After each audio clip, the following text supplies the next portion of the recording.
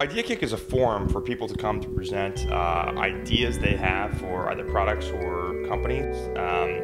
Really what it is essentially before you've ever developed anything or started building a product or company you might be interested in, Ideakick is a place to come and talk about it, get some feedback, hear from other people what they think, would they use it, would they buy it, all those types of things. You show up, we have a little part for networking and that kind of thing, and then we have another part where the actual idea presentations will take place.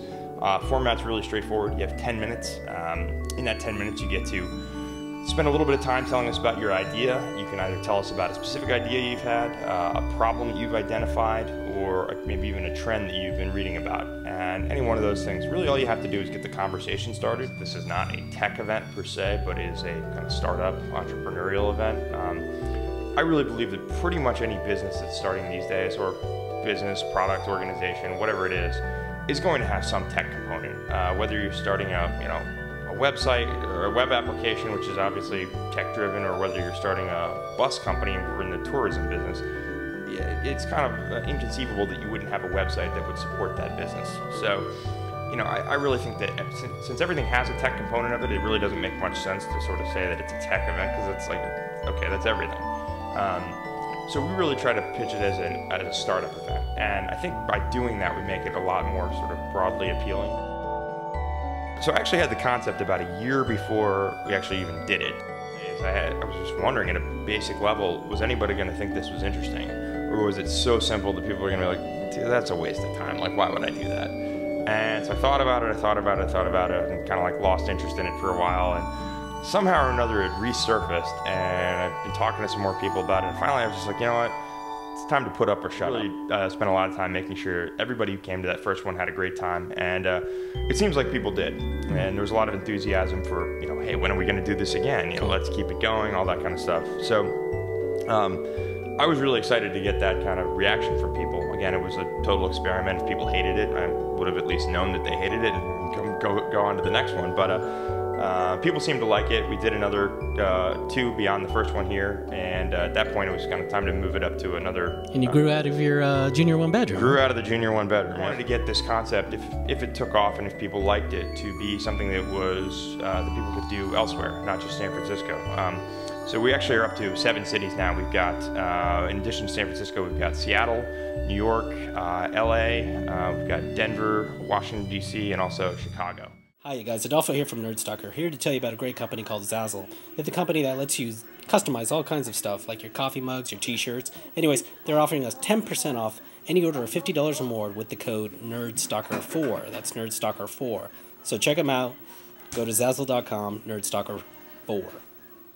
We do actually video all of the idea presentations, so there is an opportunity to kind of go back and see your own video, go through other people's ideas and this and that, and really the reason for that is to make it real easy to kind of follow up with people, get in touch with them after the fact, and really so that the idea itself has some longevity beyond just the event itself. One of the things I was frustrated with is that, at least for the ones you mentioned, like the company demos and product demos things, it's got a high barrier to participate, because you have to have a product or company, and certainly not everybody has that. And it seems kind of obvious, but it's like, well, what happens if you don't? And I got to thinking about it. I was like, well, could there be this other kind of event where it was like that type of format, but for people that didn't have products or companies, but who just had an idea for one?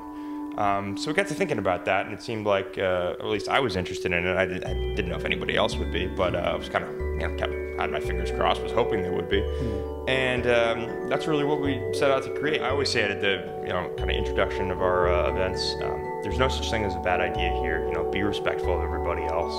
There's no throwing beer bottles at them. There's no, booing them or storming out because you don't like what they have to say or any of that stuff.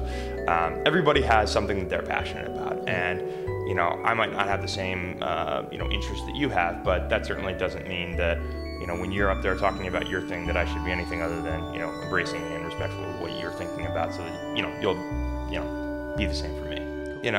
They'll get up there, they're presenting, they're getting some feedback on it, and they're seeing how everyone in the audience is reacting, and because of that, they're walking away after the words and they're going, I can do it. Like, it's literally as simple as that. It's the difference between somebody not knowing whether their idea is sort of interesting to anybody else, because at the end of the day, most things have to be, embraced by some other audience, whether they're users, customers, what have you. But when you get that feeling and that feedback of people saying, oh yeah, if this were out there, I'd definitely use it. Oh, that's really cool. Like, how can I help? Or all those types of things that people tend to say. It's a really powerful experience, and it's really pretty easy to get going with it if you want to do one in your area. We have a section of our website that helps you get going with that. It's got a lot of best practices for things that we've observed, what works, what doesn't work, kind of how to do it, infrastructure that we have in place, which includes our blog, our mailing list, some of the other assets we have, Twitter accounts, Facebook page, all that kind of good stuff. We have a pretty robust website. It's Ideakick.org, so the word idea and then the word kick. We're also on all the social media channels you can imagine, Facebook, Twitter. We have a meetup site which has a lot of stuff on there. You can find me, it's just Trevor at Ideakick.org. Thanks so much for being on Nerd Stalker, man. Thanks a lot. All right.